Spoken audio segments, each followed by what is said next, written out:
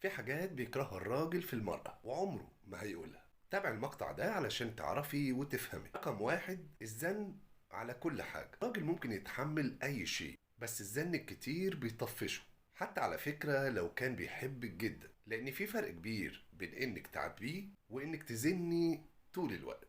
رقم اتنين، لما تقارنيه بحد، يعني لما تقارنيه براجل تاني، خصوصا لو بتقولي تصرف فلان ده بيعمل ايه، وكده هيحس بانه قليل في نظرك، ودي اكتر حاجة بتكسر الراجل فعلا. رقم تلاتة، التقليل من شأنه او طموحاته. يعني لو بيحاول ينجح في حياته ويسمع منك كلام محبط، هيسكت صحيح بس هيبعد عنك، لان الراجل بيحب الواحدة اللي تبقى واقفة في ظهره طول الوقت، مش اللي بتكسره بكلمة. رقم أربعة، الغيرة الزيادة. لما تحاولي تسيطري على كل شيء في حياته أو تراقبيه في كل تصرف. خمسة، الاهتمام الزايد بالمظاهر والتفاهات. يعني لو كل كلامك معاه هنا عن الفلوس والهدايا والخروجات واللبس إلى آخره، هيبدأ وقتها هنا إنه يشك ويسأل نفسه سؤال مهم جدا: هل دي بتحبني فعلا ولا بتحب اللي معايا؟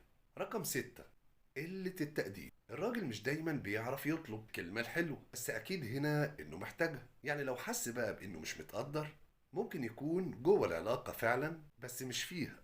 خدي بالك واعرفي إن مش كل راجل بيقول الشيء اللي بيكرهه، بس هيتصرف على أساسه.